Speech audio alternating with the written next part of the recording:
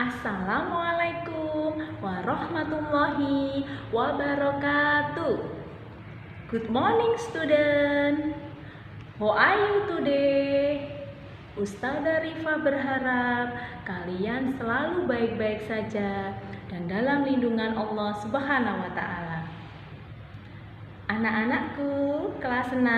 Hai, ketemu lagi ya dengan Ustazah Rifa dalam pembelajaran IPA. Untuk kali ini, Ustazah akan menjelaskan tentang adaptasi pada hewan dan tumbuhan. Yuk kita lihat video berikut ini. Anak-anak, adakah yang tahu apa itu adaptasi? Ayo, siapa yang bisa? Adaptasi adalah proses penyesuaian diri makhluk hidup terhadap lingkungannya. Kenapa ya makhluk hidup harus beradaptasi? Yang pertama adalah untuk mencari makan. Yang kedua, untuk bertahan hidup. Yang ketiga, melindungi diri dari serangan musuh. Yang keempat, untuk tumbuh dan berkembang biak.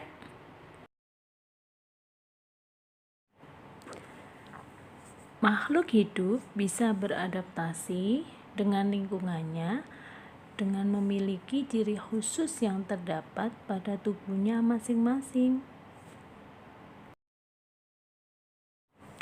Sedangkan ciri khusus yang dimiliki oleh hewan maupun tumbuhan merupakan penyesuaian bentuk tubuh untuk melindungi diri dari pemangsanya. Oke, kita mulai dari ciri khusus hewan ya. Nah, anak-anak, coba lihat ciri khusus hewan yang pertama. Hewan ini bernama cicak. Cicak memiliki ciri khusus berupa autotomi. Autotomi adalah kemampuan dari cicak untuk memutuskan ekornya. Tujuannya adalah untuk melindungi apabila dia akan diserang oleh musuhnya. Yang kedua, selain berautotomi, cicak memiliki lidah yang panjang dan lengket untuk menangkap serangga. Yang ketiga, selain memiliki lidah yang panjang dan lengket, cicak memiliki perekat pada telapak kaki yang berguna agar dia tidak jatuh apabila ada di dinding. Nah, hewan berikut, pada saat kita ke padang pasir atau ke gurun, kita akan menemukan hewan ini. Ayo, apa nama hewan ini?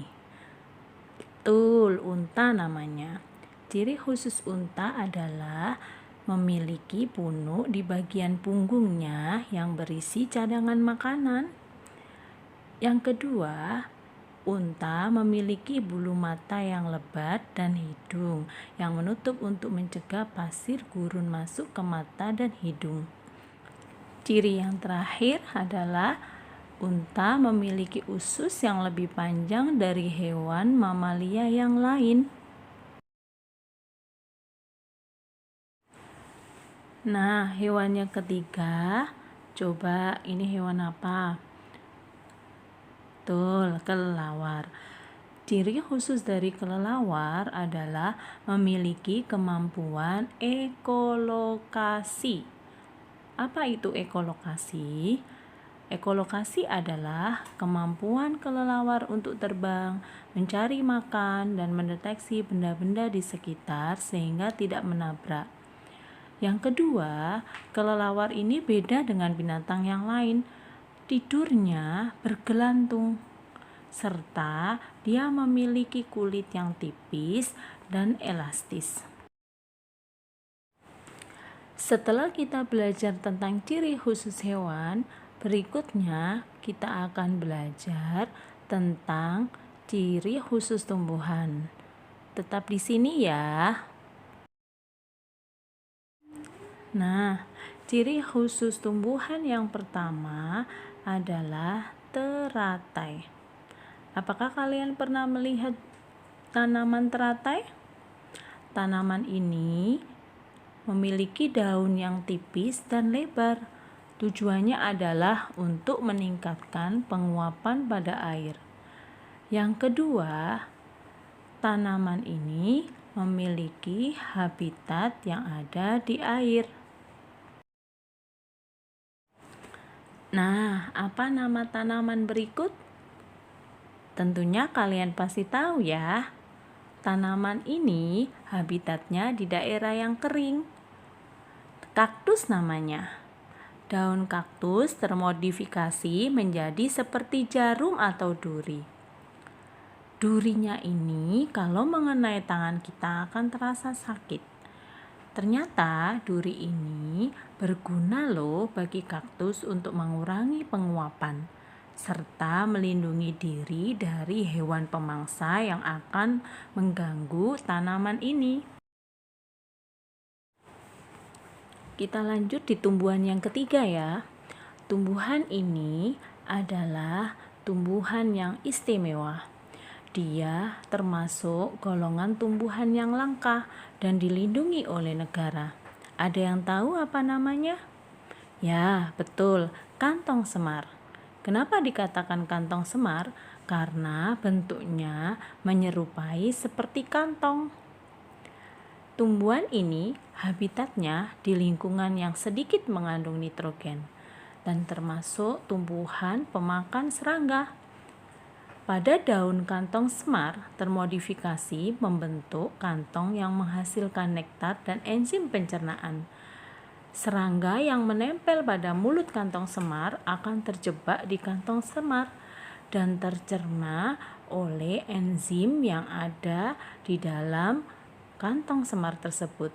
Akhirnya serangga ini akan mati. Bagaimana anak-anak? Apakah sudah paham dengan penjelasan Ustazah tentang ciri-ciri hewan dan tumbuhan? Jangan lupa nanti belajar lagi ya. Nah, setelah kalian belajar tentang ciri khusus hewan dan tumbuhan, kalian juga harus tahu manfaat hewan dan tumbuhan bagi kehidupan manusia. Siapa yang tahu manfaatnya? Oke, kita sebutkan yang pertama. Manfaatnya adalah sebagai penghasil bahan makanan. Yang kedua, tumbuhan dan hewan juga bisa dimanfaatkan sebagai pakaian. Yang ketiga, selain sebagai bahan makanan dan bahan sandang, juga bisa menghasilkan pupuk organik.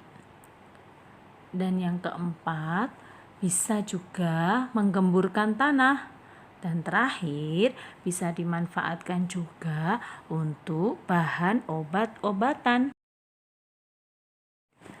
Alhamdulillah anak-anak, hari ini kita sudah belajar tentang adaptasi pada hewan dan tumbuhan, serta manfaat hewan dan tumbuhan bagi kehidupan. Bagaimana? Apakah sudah paham? Semoga kalian paham ya. Baiklah, sebelum Ustazah tutup, Ustazah berpesan untuk kalian di rumah. Don't forget pray on time. Don't forget obey your parent. Don't forget reading of Holy Quran. Don't forget study hard and be careful.